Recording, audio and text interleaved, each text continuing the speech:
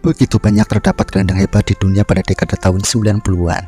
Namun hanya satu pemain asal Italia yang diakui paling berbakat di masanya. Siapa lagi kalau bukan Andrea Pirlo. Ia dianggap sebagai maestro terbesar dalam sejarah yang pernah ada. Keahlian dan kecerdasannya dianggap mampu menyederhanakan permainan, yang membuat ia selalu diandalkan dalam setiap pertempuran. Ia juga dikenal memiliki akurasi umpan yang nyaris sempurna, menjadikannya sebagai sosok penting yang selalu terlibat dalam otak permainan di timnya. Sebagai seorang arsitek lapangan tengah, dia terus menjalankan tugasnya dengan baik. Dia merupakan seorang gelandang yang revolusioner, bahkan kehebatannya dianggap melampaui zamannya. Lalu, sehebat apa Andrea Pirlo jika dibandingkan dengan gelandang terbaik di dunia pada saat ini? Untuk menjawab pertanyaan itu, kita harus kembali ke masa lalu guna melihat sejarah hidupnya. Simak kisahnya.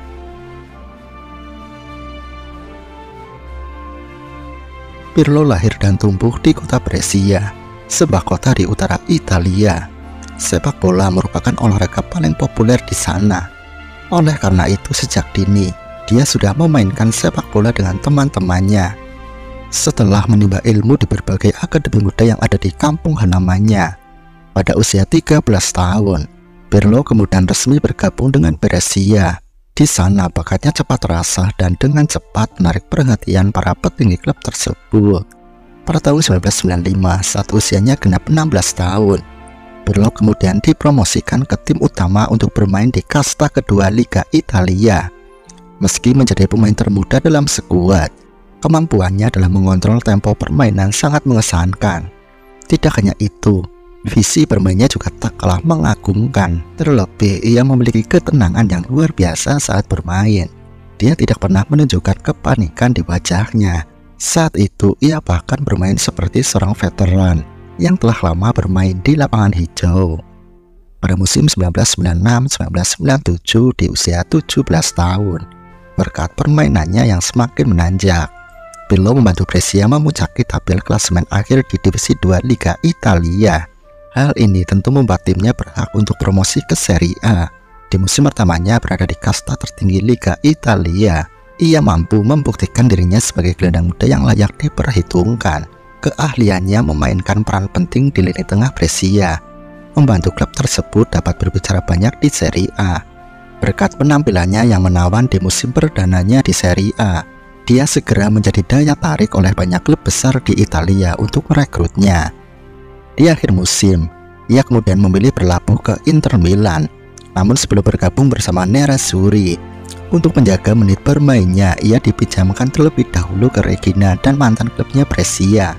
Di musim terakhir masa peminjamannya, pemuda yang kala itu berusia 20 tahun, bermain apik dengan legenda Italia Roberto Baggio. Kala bahu-membahu di lini tengah Brescia, ia bermain apik sebagai seorang gelandang serang. Namun atas kebutuhan tim pada saat itu, ia kemudian digeser menjadi seorang gelandang bertahan. Posisi barunya tersebut justru membuatnya cepat berkembang sebagai pemain yang lebih matang. Perubahan ini tampaknya memang kecil, tetapi akan sangat berpengaruh bagi karirnya di masa depan. Pirlo adalah pemain yang memiliki kemampuan tak biasa. Dia mampu melihat celah serta peluang yang tidak bisa dilihat oleh pemain lain. Dan ketika tekanan meningkat kepadanya, dia tetap tenang dan nyaris tak pernah kehilangan penguasaan bolanya. Kemampuannya dalam menggiring bola secara akurat dalam jarak pendek maupun panjang sama baiknya, membuatnya mirip dengan gelandang kelas dunia seperti Xavi atau Iniesta. Namun, perbedaan utama antara Pirlo dengan gelandang-gelandang lainnya adalah teknik tendangan bebasnya yang sangat mematikan.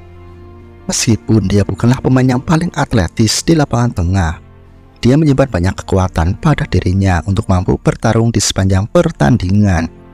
Gaya permainannya sangat keren, di mana dia bahkan tidak perlu melihat rekan satu timnya ketika bermain. Dia hanya akan memberikan instruksi agar rekannya terus berlari, dan di saat yang tepat, dia segera memberikan umpan yang sangat memanjakan. Pirlo benar-benar seorang seniman di lapangan dan konduktor permainan sejati. Dengan rambut panjangnya yang khas, serta gerakannya yang anggun, ia kerap menari dengan bola yang sering memukul baik kawan maupun lawan.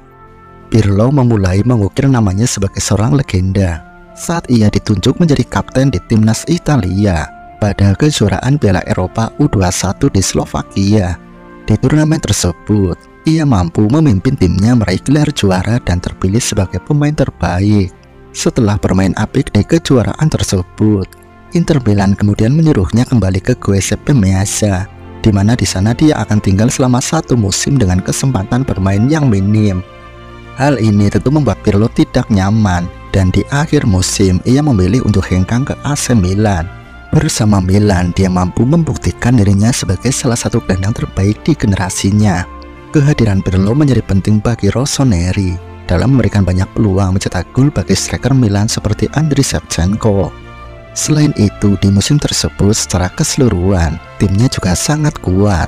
Dengan Dida di gawang, Paolo Maldini dan Alessandro Nesta di lini belakang, serta Ambrosini, Rui Costa, Gattuso, dan Clarence Seedorf di lini tengah. Pada musim 2002-2003, Pirlo berhasil mencetak 9 gol. Itu merupakan rekor tertinggi di sepanjang karirnya di Serie A. Di musim itu, ia juga berhasil memenangkan Coppa Italia bersama Milan setelah berhasil mengalahkan Roma. Di Liga Champions, performanya juga tak kalah baik. Terbukti ia berhasil membawa Milan ke partai final guna melawan rival domestik mereka Juventus di Stadion Old Trafford, Inggris. Di laga yang berlangsung sengit tersebut, Rossoneri berhasil mengalahkan si Nyonya Tua lewat babak adu penalti.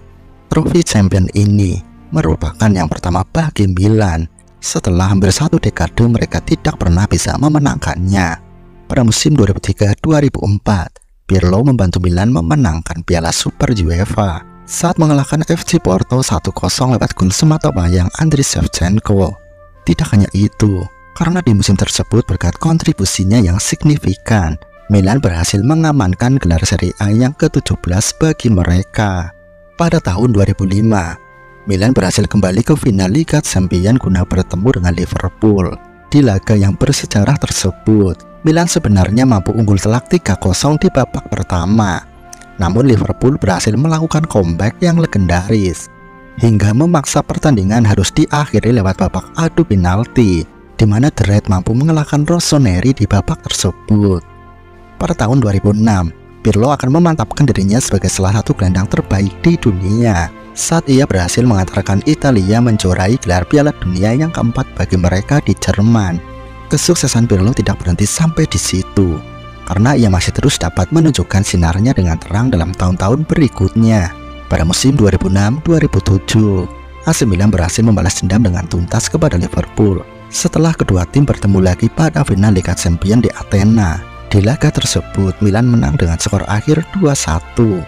Secara keseluruhan, Pirlo telah memenangkan 2 gelar Serie A, 1 Coppa Italia, 2 Piala Super UEFA, 1 Piala Dunia antar klub, dan 2 trofi Liga Champions selama karirnya di San Siro. Namun meskipun ia telah mencapai banyak kesuksesan, Pirlo selalu ingin mencari tantangan baru. Saat usianya genap 32 tahun, ia kemudian memutuskan untuk meninggalkan AC Milan setelah menghabiskan 10 musim berkarir di sana guna bergabung dengan Juventus. Meskipun banyak yang meragukan kondisi fisiknya ketika memilih bergabung dengan si Nyonya Tua, namun nyatanya di sana Pirlo masih dapat menunjukkan kemampuan terbaiknya. Ia menjadi faktor utama dalam kesuksesan Bianconeri yang dapat memenangkan 4 gelar Serie A secara berturut-turut guna mengukuhkan dominasi mereka di persepakbolaan Italia.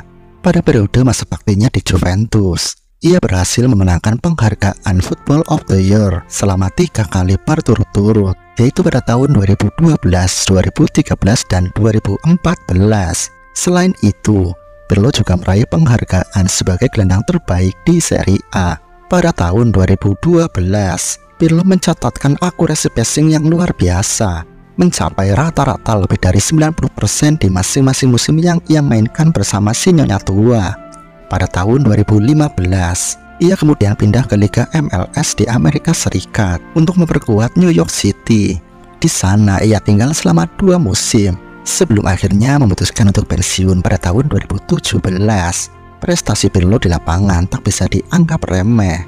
Ia mencatatkan lebih dari 600 penampilan dan mencetak 72 gol serta memberikan lebih dari 100 assist. Namun dampak terbesar Pirlo pada dunia sepak bola adalah gaya permainannya. Ia memfokuskan pada penguasaan bola dan kreativitas di lapangan tengah. yang kemudian menjadi ciri khas dalam dunia sepak bola modern seperti sekarang.